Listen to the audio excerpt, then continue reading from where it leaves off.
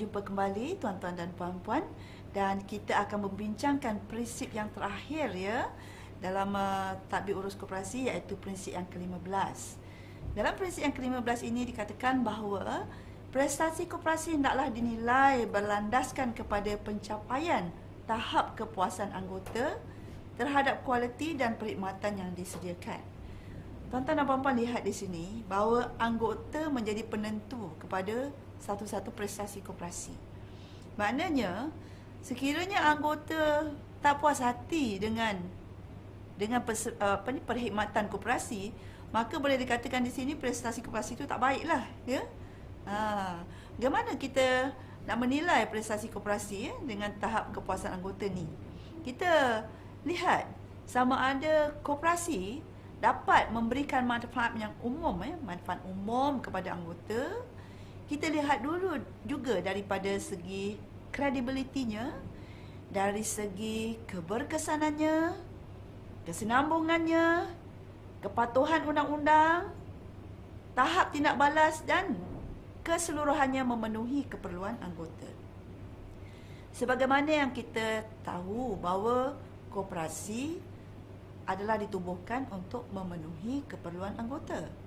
Jadi sekiranya keperluan anggota tidak dipenuhi dan koperasi menjalankan aktiviti ataupun perniagaan yang tidak memenuhi keperluan anggota, akan tetapi masih mendapatkan keuntungan yang tinggi, apa pendapat tuan-tuan dan puan-puan? Adakah koperasi ini berprestasi tinggi? Inilah dia yang patut kita fikirkan. Dari segi konsep koperasi atau falsafah koperasi, prestasi koperasi akan dinilai dari segi sumbangannya kepada anggota, bukan dari segi keuangannya saja. Bermakna, kalau sesebuah syarikat itu kita nilai prestasinya dari segi keuangannya saja, bermakna kalau syarikat itu mendapat keuntungan yang besar, maka berjayalah syarikat itu. Tapi dalam koperasi, tidak demikian. Dalam koperasi, sekiranya koperasi itu menunjukkan keuntungan yang tinggi, kita akan berkata, lalu apa? Seterusnya apa? Kemana perginya keuntungan itu? Kalau keuntungan itu tidak diberikan kembali kepada kebajikan anggota, maka koperasi itu belum lagi memenuhi kriteria untuk berjaya sebagai koperasi yang tulen, tuan-tuan dan puan-puan. Jadi di sini kita lihat betapa kepuasan anggota itu menjadi kayu ukur kepada prestasi koperasi. Akan tetapi perlu juga diingat ya, bahawa salah satu daripada prinsip koperasi ialah pendidikan ya, pendidikan kepada anggota.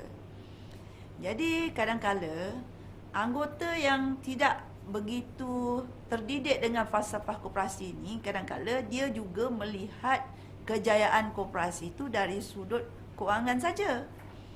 Jadi terdapat anggota di luar sana yang mengatakan, wah, koperasi saya berikan dividen yang sangat tinggi, maka saya berbangga dengan koperasi saya. Jadi kalau anggota kita sudah mengukur koperasi secara itu, saya kira anggota itu belum faham koperasi. Kalau hanya prestasi koperasi itu diukur dengan kewangan saja, maka belum cukup lagi, tuan-tuan dan puan-puan. Anggota tu patutnya boleh dapat lebih lagi daripada kewangan. Selain daripada berkata faedah kewangan, anggota patut juga mendapat faedah dari segi sosial, dari segi kebajikan. Jadi dalam koperasi kita tak boleh tinggalkan elemen kebajikan anggota itu, ya. Elemen sosial itu tak boleh ditinggalkan. Bermakna anggota akan dapat keuntungan kewangan. Dalam masa yang sama juga anggota akan mendapat keuntungan yang berbentuk kebajikan. Misal kata, koperasi itu ada mengambil insurans untuk semua anggotanya. Jadi kalau apa-apa terjadi kepada anggota, atau kematian atau kemalangan, anggota itu ada insurans yang akan memberikan faedah kepada anggota itu. Atau koperasi itu menyediakan panel klinik untuk anggotanya. Jadi kalau anggotanya pergi ke panel klinik itu akan mendapatkan diskaun tertentu, katakan. Jadi ini juga faedah dari segi kebajikan, atau koperasi juga menyediakan tuition untuk anak-anak anggota. Jadi ini contoh-contoh yang kita boleh berikan kepada koperasi untuk memberikan faedah yang berbentuk bukan keuangan sahaja, ya tuan-tuan dan puan-puan. Itu ditekankan dalam prinsip koperasi yang ke-15. Yang terakhir. Bukan prinsip koperasi, ya prinsip prinsip tadbir urus, ya, koperasi yang ke-15. Jadi tuan-tuan dan puan-puan, suka saya nak merumuskan apa yang telah kita bincangkan selama dalam modul ini.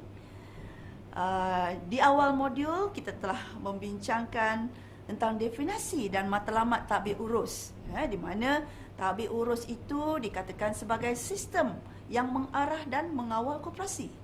Ini satu sistem yang sangat penting, kerana dia mengarah dan mengawal koperasi. Dan kita juga telah berbincang tentang ciri-ciri tadbir urus yang baik. Kalau masih ingat lagi, ciri-cirinya ialah ketelusan, transparansi. Kemudian accountability. Dan juga penglibatan. Penglibatan semua pihak yang terlibat, ya. Macam anggota dan juga lembaga dan juga pengurusan, ya. Semua pihak yang terlibat. Dan juga ciri kebolehjangkaan. Kita dah bincangkan ini.